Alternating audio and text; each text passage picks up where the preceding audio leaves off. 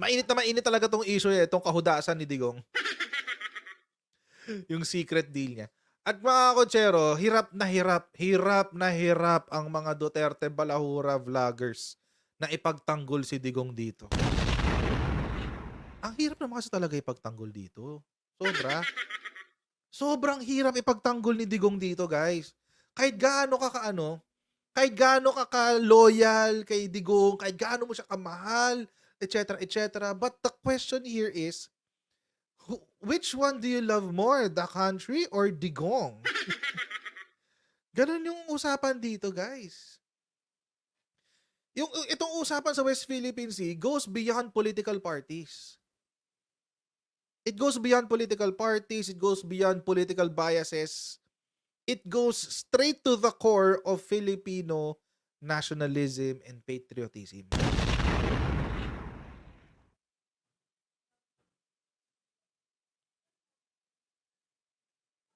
Kaya nga ang bigat ng ano dito, eh, ang bigat ng ano, ng,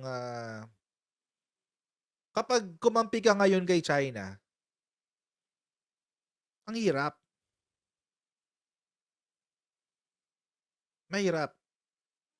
You can't. Ang hirap kahit ano ka, eh, kahit bayaran ka ng China, 'di ba? Parang siguro sa ano, sa ewan ko, parang ang hirap kasi, eh,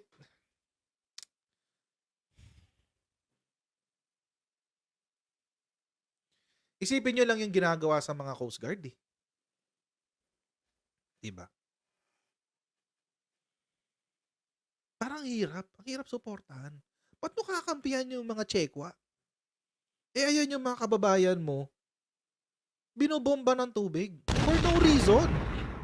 For no reason, ha. Alam niyo mga kotsero, kahit sabihin pa na itong mga pro-China advocates paulit-ulit na kasalanan ng Pilipinas yan kasi hindi natin ino-honor yung agreement natin sa kanila, yung gentleman's agreement, whatever. Hindi natin ino-honor yan, kasalanan ng Pilipinas to. I don't care. I don't care. You know why? Because they should not even be there.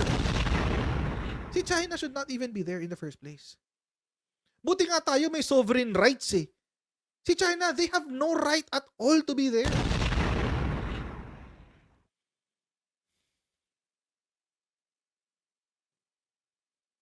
Kaya ang hirap ipagtanggol. Ang hirap ipagtanggol ng China.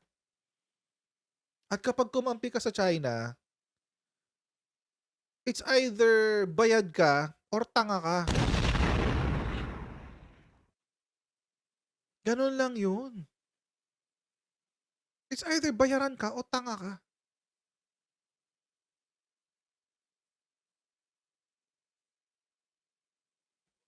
Tulad nito, kanina, nagsalita na naman ng China. Ano sinabi ng China? Tayo muna magsha-shoutout sa mga ibigan natin sa Sendwave! Ayan, bago tayo, so ayun na nga, no? Naulit yung script ko doon, ah. So kung kayo po ay nasa US, UK, Canada, Italy, France, Spain, Ireland, and Belgium, ay pwede na po ay magpadala ng inyong mga remittances sa Pilipinas using Sendwave. Gagawin nyo lang ay download ng Sendwave app, gawa kayo ng account, lagay nyo ba account details nyo dyan. Pwede na kayo magpadala sa GCash, Cash Pickup, at iba't ibang mga bangko sa bansa. At kapag ginamit nyo pa po ang aming promo code ng Coach Jared, ayan, ng Coach Jared, ay makakuha pa kayo ng karagdagan $20 free credit. Wala pong remittance fees yan, guys. Kaya gamitin na sa Sendwave for all of your remittance needs. Okay. Ito sabi ng China. Sabi ng China Defense Ministry, Philippines is straying down a dangerous path. Nasa delicads daw ang Pilipinas, guys. Nasa delicads daw. Ngayon, dati nagsasalita lang yung kanilang Foreign Affairs Ministry. Ngayon, hindi na. Defense na ang nagsasalita. National Defense.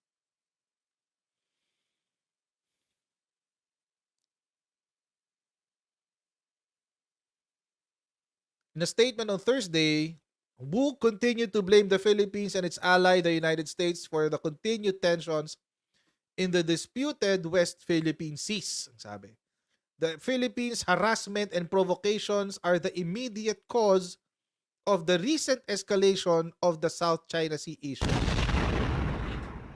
Harassment, Pilipinas? Paano tayo nang haras? Paano nagharas ang Pilipinas? Counting on the support of external forces, the Philippine side violated international law and the spirit of the Declaration on the Conduct of Parties in the South China Sea, frequently infringed upon China's sovereignty, made provocations and created troubles, and spread misinformation to mislead the international community. Sinabi ng National Defense Secretary ng China. Balikan ko lang yung parte ng harassment. Panoorin natin itong video na to, mga kotsero, at tignan natin kung sino talaga ang nangharas. Sa eksklusibong video na nakuha ng GMA Integrated News, kita ang pagbangga ng balkon ng Philippine Coast Guard sa isa sa mga balkon ng China sa gitna ng Rore mission patungong Ayungin Shoal. Sinabi naman ni dating presidential spokesperson Harry Roque na nagkaroon umano ng gentleman's agreement si Noy Pangulong Rodrigo Duterte at Chinese President Xi Jinping tungkol sa West Philippine Sea. Saksi, sila JP Soriano at Marisol Abduraman. Ang malabagyong lakas ng tubig mula sa pang-water cannon ng China nitong Sabado. Bakas pa rin sa tindi ng pinsalang Tayo yung nangharas? Ito yung ending ng Uniza May 4. Paano nangharas ang Pilipinas?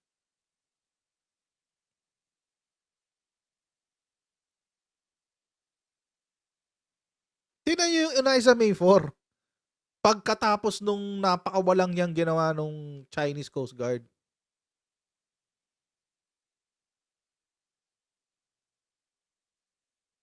mo ng Uniza May 4. Basag ang mga salamin, tuklap ang bubong at sira ang dingding. Nasira ang halos lahat ng bahagi ng resupply vessel mula sa kusina at tulugan ng crew. Pati makakapal na kahoy na nagsisilbing pose sa daanan sa gilid ng Uniza May 4, bumigay. So, anong sukat po nito? 4x4. 4x4 na. 4x4 na raw to, pero ayun o, bumigay pa rin. Sa lahat ng parte ng barko na nasira, itong bridge ang pinakanapuruhan. Nasira kasi ang kanilang CCTV monitor, mga camera, at ang mga navigational equipment. Gaya na lamang itong GPS, radar, gayon din ang mga radyo at mga satellite phone.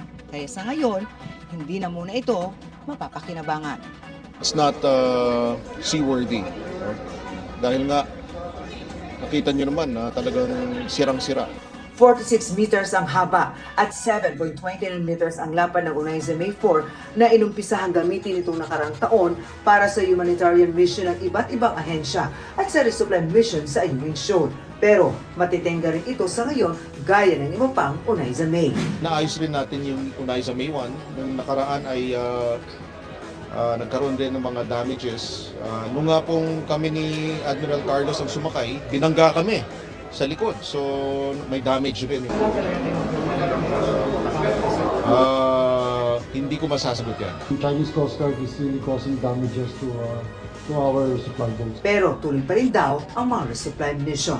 Magtulong-tulong kami kung paano natin gagawin yung mga susunod na mga resupply missions such that maiwasan natin yung mga ganitong insidente. Wait lang, bago ko ituloy. Ito yung mga mga katangahan ng mga Duterte Balahura supporters. Sino mo? Ito si Freddy. Magtanong ako sa iyo kung may matulong ka ba kung magkagera dahil sa gera maraming mamamatay. Wala akong choice. Ulitin ko, pati ikaw kung nasa Pilipinas ka ngayon, wala kang choice. Tutulong ka. Kasi yun ang obligasyon natin lahat. Nasa konstitusyon natin yan. Tayo mga civilian, pwede tayong tawagin magsilbi kung merong act of war dito sa bansa natin. Wala kang choice. It's not up to me. It's not up to the government. It's actually up to the Chinese. Kaya pagpapatuloy nila yan, asigurado, oo, magkakagulo. Kung titigil sila at hahayaan nila tayo, walang gulo. kung nagpapaniwala ka sa pinagsasabi ng mga ibang vlogger dyan na ginagamit na pananakot, yung magkakagera, tanga ka. Bakit? Si Taiwan nga, mas maliit pa sa Pilipinas. Hanggang ngayon, hindi mapasok ng China. Taiwan yun. Mas malaki interest nila doon. Bawasan mo yung katangahan mo, Freddy. Hindi ubra dito yan. Na merong nasusugatan. Tuloy-tuloy po yung presence ng ating mga uniformed personnel dito sa West Philippine Sea. At nababantayan natin yung ating sovereignty and our sovereign rights. Abangan ang susunod na kabanata. No, we cannot. Sa loob ng ilang oras na patintero sa dagat sa pagitan ng mga barko ng Pilipinas at China kasama ang Unaiza May 4, ang PCG vessels na BRP Cabra at BRP Sindangan.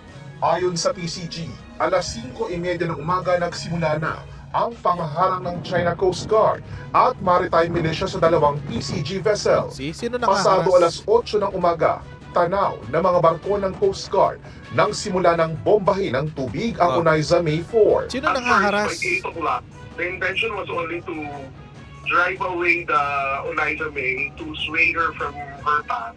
Kumbaga, ilalayo siya away from moving closer sa Ayungin Shoal. Now, after 10 minutes, by 8:10, we already saw China Coast Guard vessel 21551 doing the direct shot ng water cannon towards UN4. Umabot sa 8 direktang patama ng water cannon ang tinamo ng Unaiza May 4. At dito nag-umilit magpumiglas ang mga barko ng PCG. Sa isang punto, aksidenteng nabangga ng BRP Sindangan ang nakaharang na barko ng China. Hanggang sa huli, maging ang pag-rescue sa mga crew ng Unaiza May 4 na lubhang napinsala na, pilit pa ring hinarang ng China. When BRP Sindangan arrived there, once again, the Chinese Maritime Militia, together with the Chinese Coast Guard, interact itong BRP Sindangan. That's why it's not Sindangan that was able to rescue Unaiza May 4. It's BRP Cabra. Isa lang daw ang mitya ng marahas na pang-water cannon ng Haras China pa. ayon kay Attorney Harry Roque, dating tagapagsalita ni dating Pangulong Rodrigo Duterte. Nagkaroon kasi ng gentleman's agreement. No? Ito'y oral sa panahon ni Presidente Duterte na ang parehong panig, ang China at Pilipinas, ay re-respetuhin ang status quo. Ibig sabihin, wala rin gagawing hakbang ang Pilipinas na i-repair yung Ayungin Shoal, yung Sierra Madre. At ang sabi ng mga Chino, kaya nila winater cannon kasi taliwas yun sa kasunduan ng status quo. Dahil ang status quo hindi dapat magpapadala ng mga materyales for repair. Why do we care about a gentleman's agreement?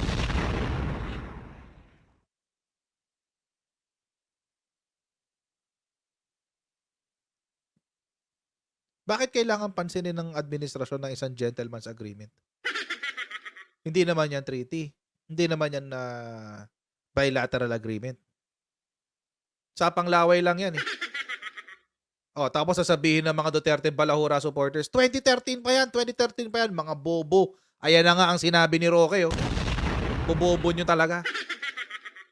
Bobobo nyo. Lantara na, sinabi na ni Roque, Huwag kayong tanga.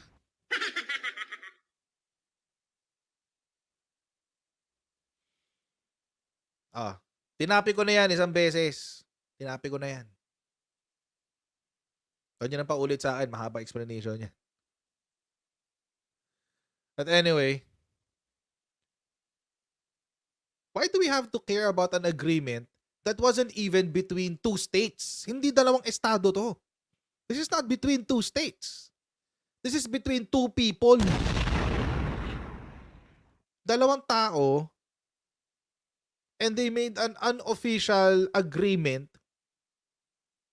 na grossly what do you call this? na hindi kapakipakinabang sa Pilipinas.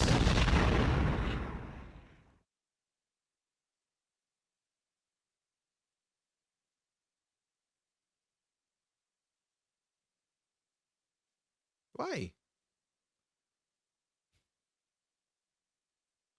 Hindi nga between states eh. Ayun, disadvantageous. This is not even between two states. Hindi estado ng China at hindi estado ng Pilipinas ang nag-uusap dito. This is not a bilateral agreement between the Philippines and China. This is an agreement between Duterte and Xi Jinping. So kung gusto nyong i-hold accountable ang buong bansa sa katraidoran ni Xi Digong, bakit? Ba't kailangan magsakripisyo ang buong Pilipinas para kay Digong? Ibato nyo si Digong sa China, siya pasagutin nyo doon.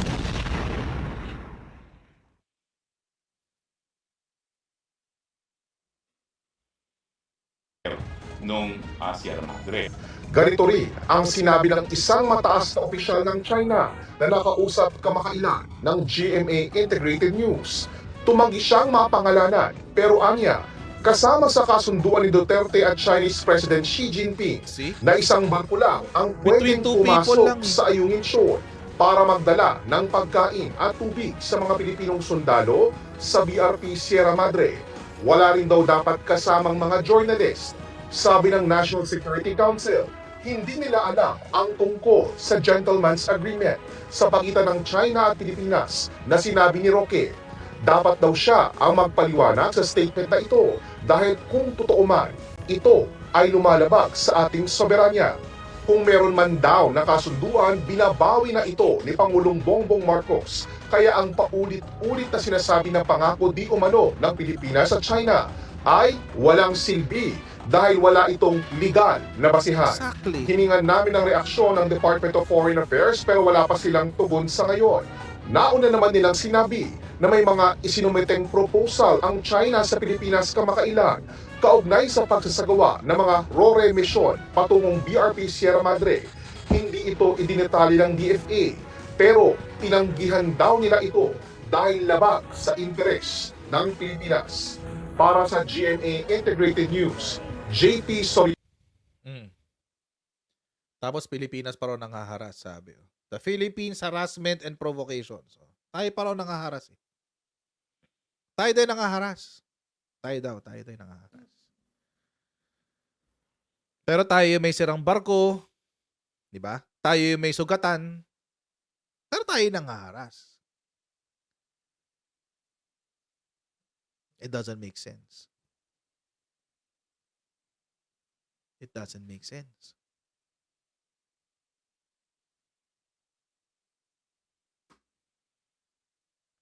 So, because of that, nagsalita na si Presidente. Pero ayoko i-quote tong sa Inquirer kasi putol-putol eh. Putol-putol tong kay Inquirer dito eh. Puntahan natin sa actual ano niya, social media, Presidente. Sabi niya, over the course of these past days, I have met and spoken to our country's national security and defense leadership. They have made their proposal. They have made their considered recommendations, and through exhaustive consultations, I have given them my directives. So may inutos na si Presidente kung anong gagawin. May inutos na. Ihintayin na lang natin. Please, wag niyo po i-disclose. Awa ng Diyos, wag niyo pong ipabalita. Please lang, for national security purposes. Please lang. I've also been in constant communication with representatives of relevant allies, partners, and friends in the international community. Ito yung matindi dyan, guys. May constant communication ka na nga sa relevant allies, partners, and friends. Tapos, sasabihan, dudugtungan mo pa nito. They have offered to help us.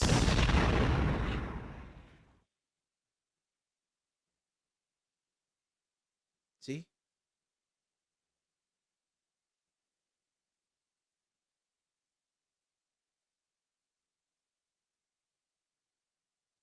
they have offered. Hindi nga tayo humingi eh. Hindi tayo humingi. Nakikipag-usap lang. Nakikipag-usap tayo. I have also been in constant communication. They have offered to help us. Hindi nga tayo humingi. Sila na nagsabi, anong kailangan yung tulong?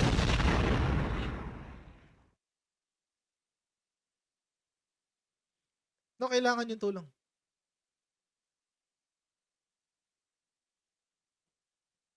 On what the Philippines requires to protect and secure our sovereignty, sovereign rights, and jurisdiction while ensuring peace and stability in the Indo-Pacific, I have given them our requirements and we have been assured that they will be addressed.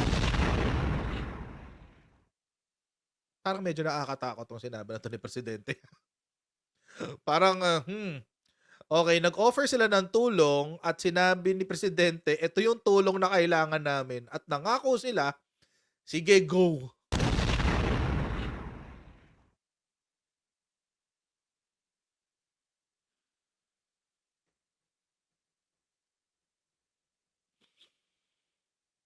Sige, go. Sabi. Tara, G.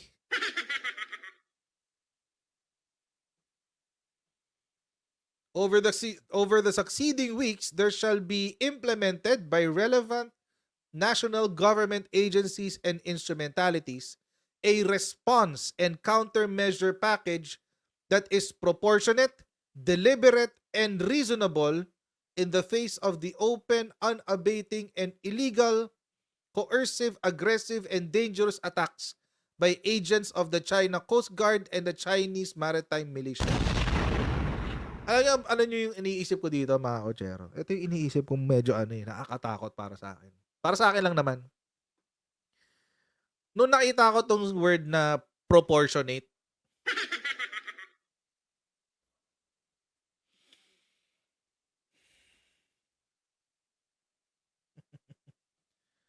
nung nakita ko yung word na proportionate,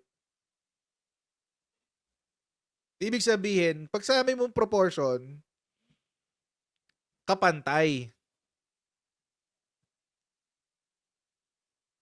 Kapantay daw, guys. Kapantay.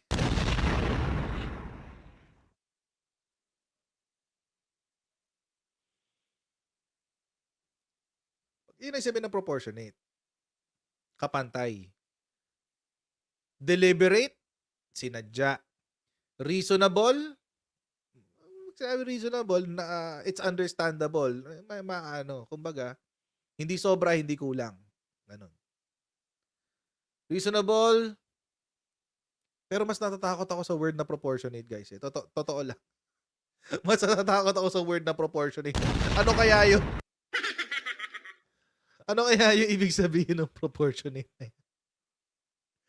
Diyos ko, nasistress ako. Iniisip ko pa lang, nasistress ako, promise.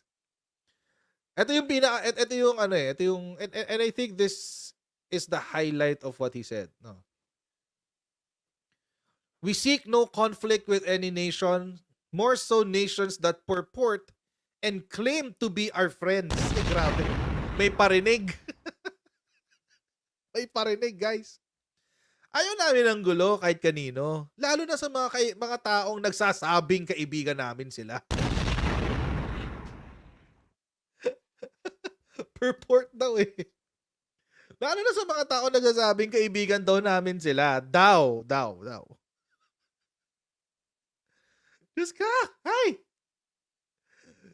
To be our friends, but we will not be cowed into silence, submission, or subservience. Filipinos do not yield. Ay! Taray. Taray naman ito, Mr. President.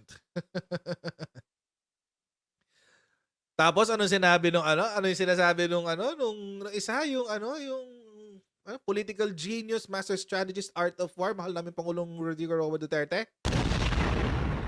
Tubig lang yan. Papatayin ko mga sundalo ko para dyan. Brot.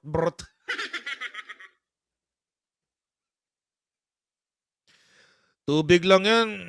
Brot.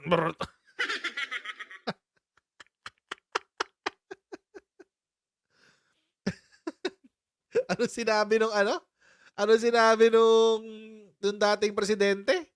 Ano sinabi niya? I love Xi Jinping.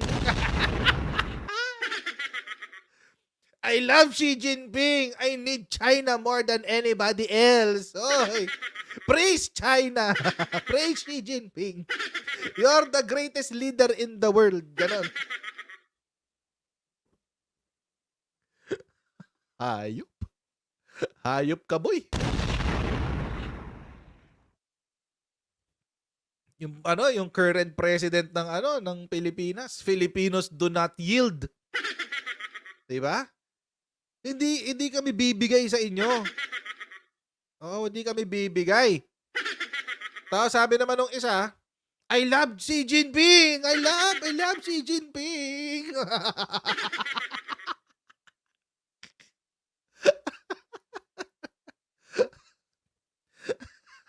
Anyway, balik tayo dito. Ay. So, yun.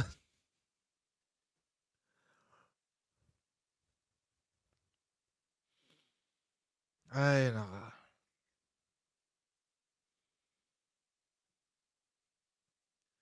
I'm not sure kung ano yung ibig sabihin dito ni Presidente ng kasi sinabi niya, countermeasure. Pag sinabi mong countermeasure, sabihin, may gagawin na. Hindi na tayo basta-basta lang na tatanggapin niya.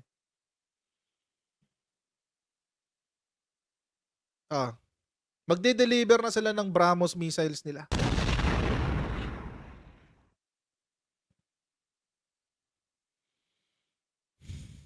Ngayong March 2024. Before the first quarter of 2024 ends, the Philippines will finally enter the supersonic age. Sabi ni Jonathan Malaya. Tayo ay bumili ng BrahMos missile system. $370 million na contract. Anti-ship missile system.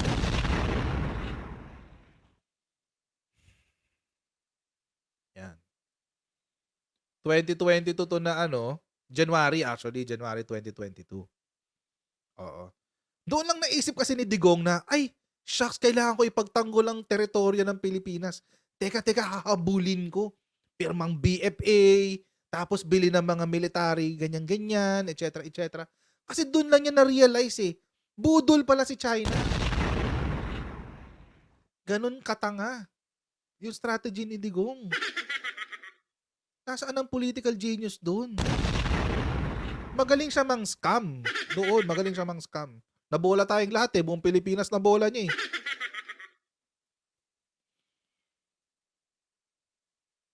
So, si India, malalim ang suporta sa Pilipinas. Malalim ang suporta sa Pilipinas. Pero mga kotsero, may babala.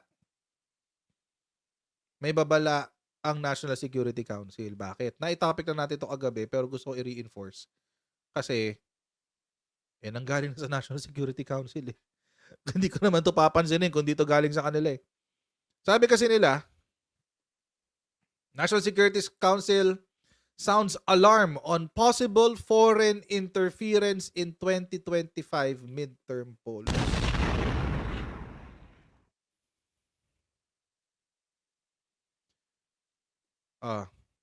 Jonathan Malaya, si Assistant Director Jonathan Malaya,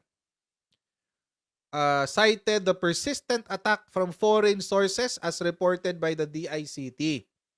Given that it is an election year, we should be starting to prepare now on how to protect the integrity of the electoral process and protect it from cyber attacks. We see a consistent pattern abroad. We have seen foreign interference in elections in most democracies. Malaya issued that the warning after the United States and its two key allies accused China of being behind a series of acts into lawmakers and key democratic institutions. Although, syempre, itatanggihan ng China. Pero never trust the word that comes out of the Communist Party's mouth. Chinese Communist Party pa rin yan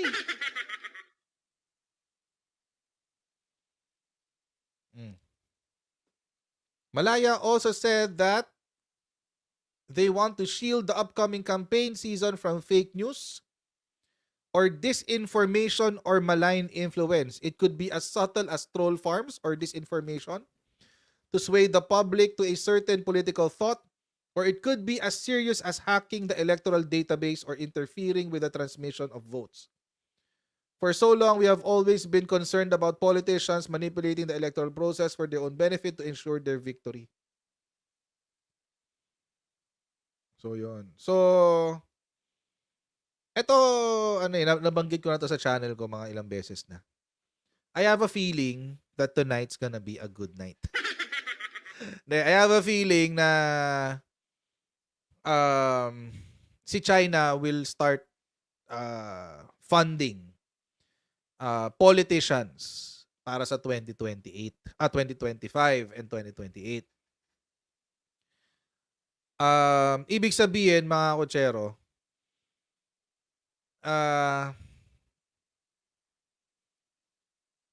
pwedeng pumondo sila ng mga kandidato na papabor sa politika nila.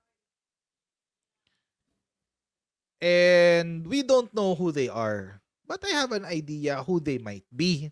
They might be.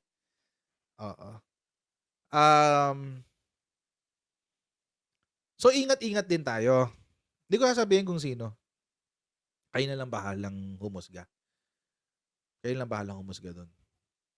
It's not my place eh. But, si Chinese Communist Party, matagal na niyang ginagawa yan. Nag-i-interfere talaga sila. Nag-i-interfere talaga sila sa mga elections. Ginawa nila yan itong nakaraan sa Taiwan. Itong January. Sa Taiwan elections. Ginawa nila yan sa US. Ano ba? Mga scholar ng China. Anyway. So, I'm pretty sure, mga kotsero, na there is going to be a disinformation campaign. Tapos, most of these will be funded by the Chinese Communist Party. Hindi ako magtataka dyan. Yeah, African countries din, ginawa nila yan. So,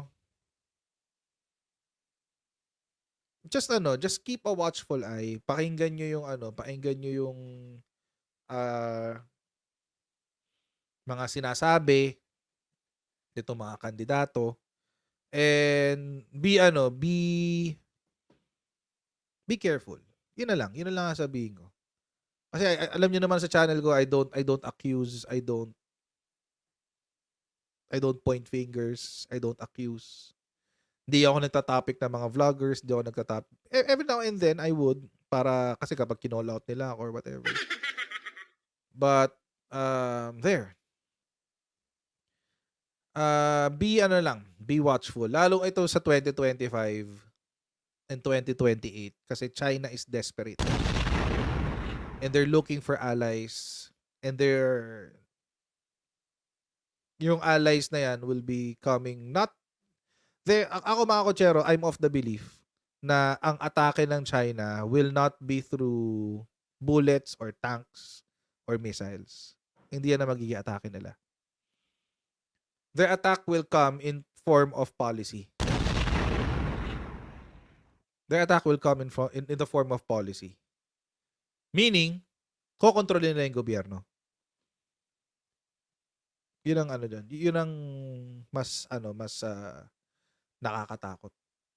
Hindi na mas nakakatakot. So, I'm hoping na lahat tayo will have a keen and watchful eye. Nabanggit ko naman na sa inyo na hindi na ako mag-e-endorse ng kandidato dahil ayoko na mapahiya. Nung in-endorse ko si Robin Padilla, Loren Legarda, ayan, diba, parang Harry Roque, Sal Panelo, parang shucks ngayon nakakahiya. So I won't be doing that anymore. But kung merong lalapit sa akin para may interview, okay lang, walang problema. I'll interview them. But of course, I'll treat them as para mga regular people na I will interview here sa channel ko. So, yun. So, I'm hoping na so, ayan mga kotsero, hanggang dito na lang po muna tayo sa ating live stream. Maraming po salamat sa inyo patuloy na pagsuporta sa ating channel. Please don't forget to like, share, and subscribe. And I'll see all of you in our next live stream, guys. God bless you next time. Bye!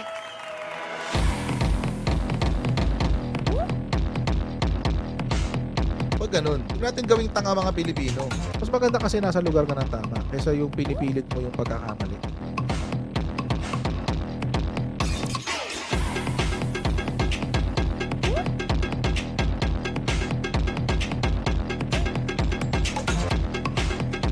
Are they willing to go that far? Hindi makakalimutan ng Pilipino yan hanggat di nasasagot niya. Sino ngayon nagsasabi ng totoo?